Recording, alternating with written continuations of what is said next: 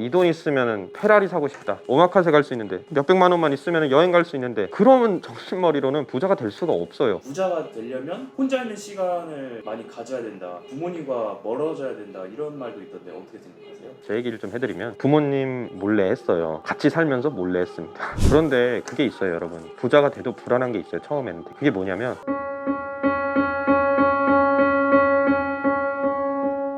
안녕하세요. 자본주의 게임의 진행을 맡은 프론트맨입니다. 자, 오늘은 부자가 되기 전에 변하는 성격에 대해서 이야기해 보도록 하겠습니다. 자, 여러분들이 보셨을 때는 부자는 뭐가 다른 것 같습니까? 보통 부자들은 본인만의 주관이 확고한 경우가 굉장히 많습니다. 그냥 일반 사람들은 이 말 저 말에 되게 많이 휘둘리기도 하는데요. 부자들은 본인만의 주관이 있는 경우가 되게 많고요. 그리고 성격이 되게 좀 꼼꼼해집니다. 그러니까 계약서 하나를 읽을 때도 한 줄 한 줄 나한테 불리한 조항, 문제가 없는지를 계속 체크를 하고요. 돈 하나 이체할 때도 내가 제대로 이체를 했는지 두 번, 세 번씩 확인합니다. 저는 심지어 돈을 한 번 이체할 때도 아는데도 한 번 더 적어요. 그리고 나서 이체 누르기 전에 보고, 비밀번호 누를 때 또 보고, 두 번, 세 번씩 확인합니다. 그래서 저는 여태까지 이체 실수를 단 한 번도 한 적이 없습니다, 살면서. 그렇게 꼼꼼하고 세심하게 계속 체크하는 그런 부분도 있고요. 그리고 세 번째는 의심이 많습니다. 의심이 많다는 게 뭐 모든 거를 다 그냥 의심한다는 게 아니라, 이 상황이 나한테 좀 합리적인가? 이 제안은 어떤 함정수가 없을까? 이러면서 다각도로 좀 보게 됩니다. 그렇기 때문에 조금 사기나 어떤 일에 휘말릴 확률이 많이 줄어들고, 자기 재산을 지키는데 좀 더 특화됩니다, 부자가 됐을 때. 근데 오히려 의심이 많아지면 비즈니스적인 기회들을 놓칠 수도 있지 않을까요?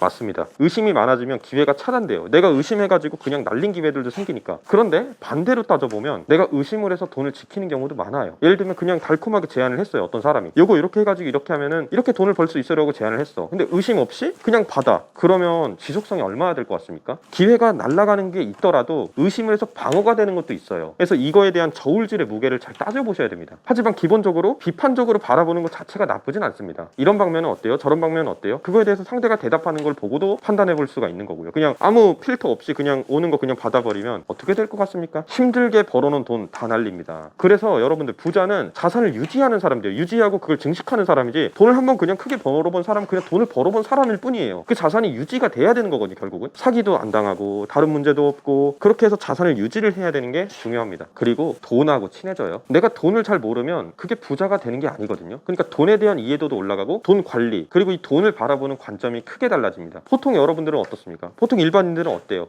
이 돈 있으면은 페라리 사고 싶다.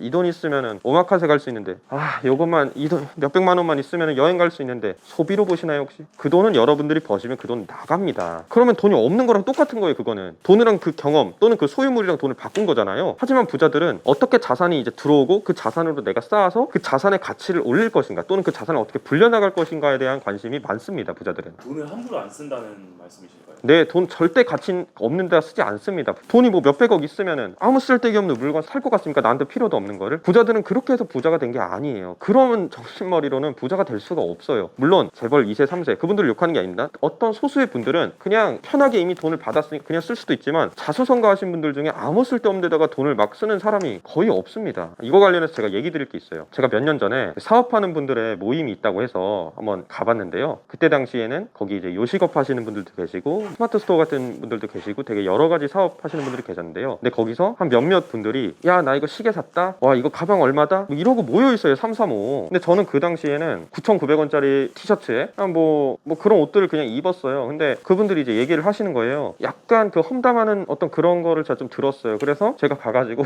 통장을 깠습니다. 그냥 이렇게 지문 찍어가지고 핸드폰 보여드렸어요. 그때 제가 돈 좀 벌었는데, 그러니까 이제 또 말씀이 없으시더라고요. 그러니까 이게 참, 소비로 그렇게 막 하려는 분들, 그분들은 굴곡이 심해요. 왜냐하면 자기 자산 관리가 안 되는 거예요. 그게 내가 2천만 원 벌면 이 2천만 원이 영원할 것 같습니까? 사업은 그렇게 운이 들어올 때가 있고요, 어려운 순간이 있어요. 그럼 그거에 대한 관리를 해야 돼요. 내가 지금 운이 좋구나, 지금 내가 좀 어려운 구간이구나, 이렇게 사이클로 봐야 되는데, 잘 벌면은 우와 신난다 막 돈 쓰고, 어려우면은 이렇게 되고, 그렇게 하면은 돈 관리가 안 됩니다. 잘 될 때 벌어놓고 어려울 때 돈을 지켜야 돼요. 그게 되게 중요합니다, 여러분들. 그럼 혹시 부정적으로 변하는 성격도 있을까요?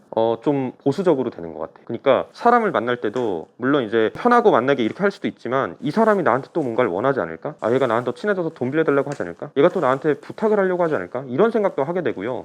조금 방어적이 되는 것 같아요. 왜냐하면 내가 벌어놓은 게 있으니까 그걸 계속 지키려고 하거든요. 그래서 조금 세상을 바라보는 태도가 조금 변화하는 사이드가 있는 것 같습니다. 부자들은 보통 소개로 많이 만나요. 그냥 어디 가서 이렇게 만나는 경우도 있지만, 어느 정도 검증이 되면 자기 커뮤니티에 껴주고, 이런 경우도 되게 많거든요. 그래서 그들만의 리그 같은 같은 게 되게 많아요. 그래서 부자가 되면 사실 돈만 많아지는 게 아니고 인맥이나 어떤 그런 네트워크도 같이 가질 수 있거든요. 그리고 또 이런 것도 궁금한데 부자 되려고 노력하다 보면 주변 사람들이 너 좀 변했다? 뭐 그게 되겠냐? 이런 말을 듣는 경우가 많다고 하는데요. 어떻게 반응해야 할까요? 아, 그거는 저도 예전에 사업하기 전에 그리고 투자를 본격적으로 하기 전에 그런 말을 정말 많이 들었습니다. 야, 그거 하면 패가망신해. 야, 그게 네가 되겠냐? 그거 했으면 다른 사람도 다 했지. 그거는 굉장히 좋은 거예요, 사실. 그러니까 이게 앞에서는 상처받을 수 있어요. 내가 아직 읽어놓은 게 없으면. 근데 그 말을 들으면 기회라고 생각하셔야 됩니다. 남들이 안 된다고 생각하는 시장에 들어가야 돼요. 남들이 다 된다 그러면 그게 진입장벽이 없는 시장이 되거든요. 그러니까 얘도 하고 쟤도 하고 얘도 하고 이게 다 돈이 될 것 같아서 다 들어가면 성공할 확률이 떨어져요. 근데 남들이 안 하고 비웃고 하니까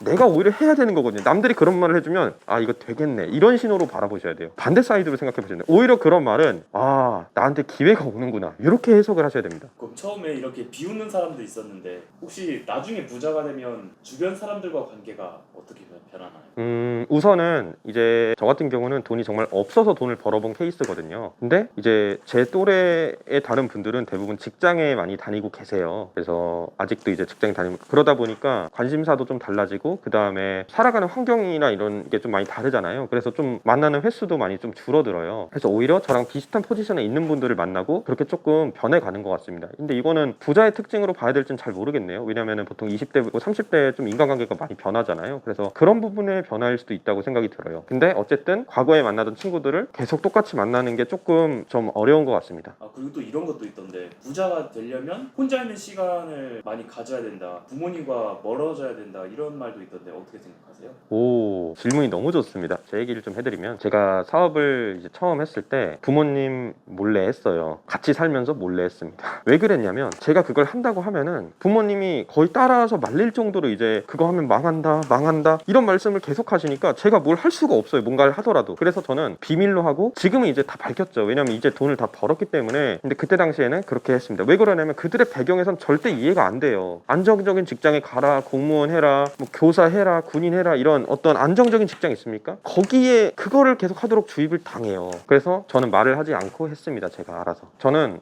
자산 30억 이상 쌓였을 때 얘기했습니다. 그 전까지는 비밀로 했습니다. 한 달에 1억 번다고 말한 게 아니고요. 한 달에 1억 벌면은 야, 너 그거 운이야, 또 이렇게 들어오거든요. 근데 자산을 그냥 쌓아놓잖아요. 그러면 더 이상 할 말이 없어요. 이건 이미 다 수중에 들어와 있는 돈이 돼버리잖아요. 그래서 말은 한순간 돈 버는 다음에 말하는 게 아니고요. 확실하게 쌓이면 상대가 반박할 수 없게끔 해줘야 됩니다. 그거를. 그럼 인정합니다, 상대가. 솔직히 자기 꿈이 언제 이루어질지 모르니까 불안한 사람들도 있는 것 같아요. 혹시 스트레스랑 불안을 어떻게 관리하시나요? 예, 스트레스와 불안, 그게 저도 되게 많이 있었습니다. 아, 내가 이렇게 하다가 망하면 어떡하지? 아, 이렇게 하다가 내 사업이 안 되면 어떡하지? 되게 불안하고 스트레스도 많았어요. 근데 저는 그 과정을 좀 즐거워했던 것 같아요. 저 같은 경우는 사업을 해서 이번 달에 매출과 영업이익이 나오잖아요. 그럼 그게 저는 제 성적표라고 생각하는 거예요. 저는 매달 성적을 받는 사람이에요. 그러니까 내가 잘 못했을 때에 대해서는 적자 혹은 뭐 사업의 성장성이 뭐 후퇴된다거나 그런 결과를 받는 거고요. 의사결정을 못했을 때는. 내가 잘했을 때는 그거에 대한 보상을 받는 거겠죠. 그래서 저는 끝없이 좀 잘하려고 했던 것 같아요. 그 결과물을 계속 좋게 받기 위해서 많은 애를 썼던 것 같습니다. 그럼 결국에는 내가 이 스트레스랑 불안을 없애려면 성과 같은 게 있어야 없어진다는 거죠?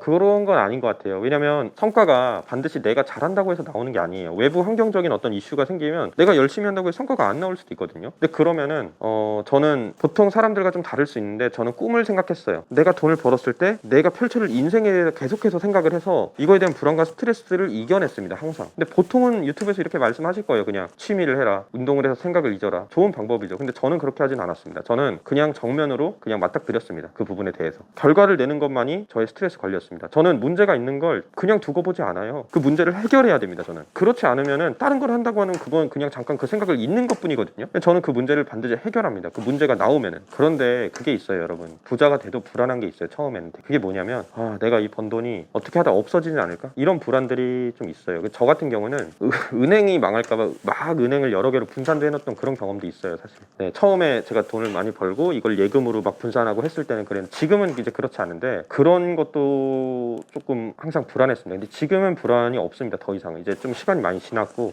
돈을 번지.